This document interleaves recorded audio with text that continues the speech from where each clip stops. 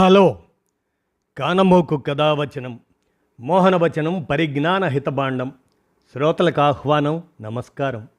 చదవదగునెవరు రాసిన తదుపరి చదివిన వెంటనే మరువక పలువురికి వినిపింపబూనిన అది ఏ పరిజ్ఞాన హితబాండమౌపో మహిళ మోహనవచనమై విరాజిల్లు. పరిజ్ఞాన హితబాండం లక్ష్యం ప్రతివారీ సమాచార హక్కు. ఆస్ఫూర్తితోనే ఇప్పుడు ప్రొఫెసర్ వి శ్రీనివాస చక్రవర్తి విరచిత అంశంగా బతుకు భరోసానిచ్చే చదువులు కావాలి అనేటువంటి అంశాన్ని ఇప్పుడు మీ కానమోకు కథావచనం శ్రోతలకు మీ కానమోకు స్వరంలో వినిపిస్తాను, వినండి. బతుకు భరోసానిచ్చే చదువులు కావాలి, ప్రొఫెసర్ వి శ్రీనివాస చక్రవర్తి విరచితం. ఇక వినండి. బతుకునివని బట్టి చదువులు. ప్రస్తుత మన చదువుల ప్రకారం ఎంత పెద్ద పుస్తకాన్నైనా బట్టి పట్టి పరీక్షల్లో మార్కులు సంపాదించాల్సిందే. దీంతో పోలిస్తే మాంటిసోరీ విద్యా విధానంలో కొన్ని మంచి లక్షణాలు ఉన్నాయి. పుస్తకాలను కాసేపు పక్కన పెట్టి ప్రకృతిని, ప్రపంచాన్ని ప్రత్యక్షంగా పరిశీలిస్తూ అనుభూతి చెందుతూ గణితం, భాష, సైన్సు ఇటువంటివన్నీ చక్కగా నేర్చుకోవచ్చు. మన సమాజంలో భారీ పుస్తకాలతో కూడిన చదువులకు దక్కుతున్న ఆదరణ మాంటిసోరీ వంటి సున్నితమైన సహజమైన పద్ధతికి ఉండటం లేదు. మేం చదువుకునే రోజుల్లో ఒక్కొక్క పాఠ్యపుస్తకం 200 పేజీలకు మించి ఉన్నట్టు గుర్తులేదు. ఇప్పుడు ఇంటర్మీడియట్లో గణితం, ఫిజిక్సు, కెమిస్ట్రీలలో చాలా ఎక్కువ పేజీలతో కూడిన పుస్తకాలు చదవాల్సి వస్తుంది. ఆఖరకు అన్ని వర్గాల పిల్లలు ఒకే పాఠం నేర్చుకుంటారు. మెట్రో నగరాల్లోని పిల్లలు, 2వ శ్రేణి నగరాలు, పట్టణాలు, గ్రామీణ విద్యార్థులు అందరికీ ఒకే పాఠం. పొటాషియం పర్మాంగనేట్ దాని సాంద్ర హైడ్రోక్లోరిక్ ఆమ్లంలో పోసి కలియబెడితే ఏమవుతుందో నేర్చుకుంటారు. టాన్ ఇన్వర్స్ ఎక్స్ని ఒడుపుగా ఎలా ఇంటిగ్రేట్ చేయాలో అలవర్చుకుంటారు. ఒక అణుబాంబు ఎలా పనిచేస్తుందో క్షుణ్ణంగా తెలుసుకుంటారు. ఏ కారణం చేతనైనా ఇంటర్మీడియట్ తర్వాత పొట్టబోసుకోవటం కోసం ఏ పనిలోనైనా చేరాలన్నా, ఏ స్వయం ఉపాధి మార్గంలో ప్రవేశించాలన్నా ఆ 1000 పేజీల చదువు ఏమైనా పనికొస్తుందా అంటే సందేహమే. చదువుకు ఉపాధికి మొదటి గట్టి సంబంధం ఉండాలన్నది ఆదర్శనీయ విద్యా వ్యవస్థకి మూలస్తంభం లాంటిది. అలాంటి మూల సూత్రం ఆధారంగా పనిచేసే ఒక జర్మన్ విద్యా విభాగం పనితీరు ఎలా ఉంటుందో చూద్దాం. జర్మనీలో ఇలా ఉంటుంది. జర్మనీలో స్కూల్ చదువు పూర్తి చేసిన పిల్లల్లో దాదాపు 50% వొకేషనల్ విద్యలో చేరతారు. అక్కడి వొకేషనల్ విద్యా వ్యవస్థ ఉభయ విద్యా విధానాన్ని అనుసరిస్తుంది.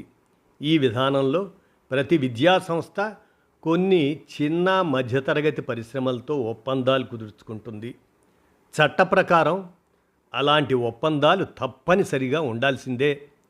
ఈ పద్ధతి ప్రకారం పిల్లల చదువు ఒక వారం విద్యా సంస్థలో జరిగితే తదుపరి వారం ఏదో ఒక పరిశ్రమలో ఉంటుంది. క్రమంగా వారం రోజుల వ్యవధి కాస్త నెల రోజులకు పెరుగుతుంది. నెల కూడా సెమిస్టర్ అవుతుంది. విద్యార్థులు ఎక్కువ సమయం కంపెనీలోనే గడుపుతుంటారు. ఇలా మొత్తం సుమారు 2.5 ఏళ్ల పాటు శిక్షణ సాగుతుంది. అలా తరఫీదు పొందిన విద్యార్థులు చాలా వరకు ఏ పరిశ్రమల్లోనైతే శిక్షణ పొందుతారో అక్కడే ఉద్యోగంలో చేరిపోతారు. జర్మనీ సాధించిన సాంకేతిక, ఆర్థిక ఉన్నతిలో ఈ ఉభయ విద్యా విధానానికి ముఖ్య స్థానం ఉందని అంటారు. ప్రస్తుత కాలంలో మన దేశంలో ఇంజనీరింగ్ చదువుల్లో కూడా ఇలాంటి ధోరణులు కనిపిస్తున్నాయి. ఇంజనీరింగ్ విద్యార్థులు 2వ సంవత్సరం నుంచే కంపెనీలు, ఉన్నత విద్యా సంస్థల్లో ఇంటర్న్షిప్లు చేస్తున్నారు. ఇలాంటి విధానాలను చిన్న ఊళ్ళలోనూ గ్రామీణ ప్రాంతాల్లోనూ హై స్కూలు, ఇంటర్మీడియట్ స్థాయి నుంచే ప్రవేశపెడితే ఎంతోమంది పిల్లలకు ఉపాధి లభించే అవకాశం ఉందనిపిస్తుంది. చిన్న ఊళ్ళు, పల్లెల్లో పరిశ్రమలు ఏముంటాయి? అక్కడ ఏం ఇంటర్న్షిప్లు ఇస్తారు చేస్తారు అనే సందేహం ఎవరికైనా వస్తుంది. అయితే చిన్న ఊళ్ళల్లో ఎన్నో రకాల అనుభవాలు సాధ్యమవుతాయి. ఒక నర్సింగ్ హోమ్లో చేస్తే వివిధ వైద్య విభాగాల గురించి, అక్కడికి వచ్చే రోగులు, వారి రోగాలు, అక్కడ నిత్యం వినియోగించే మందులు, ఎక్స్రే, ఈసీజీ ఇటువంటి ప్రాథమిక వైద్య పరికరాల గురించి ఎన్నో విషయాలు తెలుసుకోవచ్చు. అదేవిధంగా స్థానిక సిమెంటు, చక్కెర కర్మాగారాల్లో ఇంటర్న్షిప్ చేయవచ్చు. ఒక చక్కెర ఫ్యాక్టరీలో నేర్చుకోవడానికి ఎన్నో అవకాశాలు స్పష్టంగా కనిపిస్తాయి. చక్కెర పంట గురించి, అందుకు అనువైన నేల, వాతావరణ లక్షణాలు, మేలిమి విత్తనాల గురించి తెలుసుకోవచ్చు. చెరకు నుంచి చక్కెర ఉత్పత్తికి మధ్య గల పలు దశల గురించి, ప్రతి దశలో వాడే వివిధ రకాల యంత్రాల గురించి తెలుసుకోవచ్చు. ఈ పరిశ్రమలో ఉండే సాధక బాధకాలు, లాభ నష్టాల గురించి అవగాహన పెంచుకోవచ్చు. పరిశ్రమ నష్టాల్లో నడుస్తుంటే దానికి కారణాల గురించి కూడా శోధించవచ్చు. ఇలా భవితకు భరోసా ఉండేటువంటి విధంగా తెలుగు రాష్ట్రాల్లోని ఎమ్మిగనూరు, గద్వాల, మంగళగిరి, వెంకటగిరి, ఉప్పాడ ఇటువంటి ఊళ్ళల్లో అక్కడి చేనేత పరిశ్రమల్లో ఇంటర్న్షిప్లు చేయవచ్చు. హస్తకళల రంగంలోనూ ఎన్నో అవకాశాలు ఉన్నాయి. కొండపల్లిలో చెక్క బొమ్మలు, ఏటికొప్పాకలో లక్క బొమ్మలు, ఉదయగిరిలో అందమైన వంటపాత్రలు, ఏలూరులో కంబళ్ళు, బుడితిలో ఇత్తడి వస్తువులు, చిలకలపూడిలో అందమైన గిల్టు నగల తయారీ, ఇలా తెలుగు రాష్ట్రాలకు చెందిన విస్తారమైన హస్తకళా పరిశ్రమల నుంచి విద్యార్థులు విలువైన అనుభవాలు పొందవచ్చు. ఇవన్నీ సుసాధ్యం కావాలంటే పాఠశాలలు స్థానిక పరిశ్రమలతో ఒప్పందాలు కుదుర్చుకోవాలి.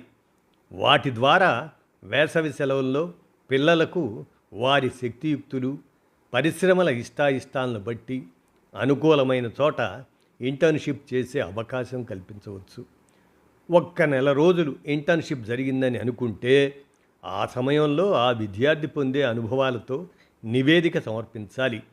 తక్కిన సబ్జెక్టులకు క్రెడిట్లు ఉన్నట్టే ఇంటర్న్షిప్కు కూడా తగిన రీతిలో క్రెడిట్లు ఉండాలి. అలా ఏర్పాటు చేసుకోవాలి. అలా ఉండేలా ఈ దశాబ్దం చివరి నాటికి మన దేశంలో పెద్ద ఎత్తున ఉద్యోగాల కొరత ఏర్పడనున్నదని కొందరు నిపుణులు చెబుతున్నారు. హై స్కూల్ స్థాయి నుంచే పిల్లలకి ఇలా ఉద్యోగ సంబంధమైన శిక్షణని ఇస్తే ముందు రోజుల్లో ఉద్యోగాల కొరత కొంతవరకు తీరగలదని ఆశించవచ్చు అంటూ ప్రొఫెసర్ వి శ్రీనివాస్ చక్రవర్తి వారు బతుకు భరోసానిచ్చే చదువులు కావాలి, అంతేగాని బతుకురెవని బట్టి చదువులు ఎందుకు అని విశ్లేషణాత్మకంగా అందించిన ఈ అంశాన్ని మీ కానమోకు కథ వచ్చిన శ్రోతలకు మీ కానమోకు స్వరంలో వినిపించాను. విన్నారుగా. ధన్యవాదాలు.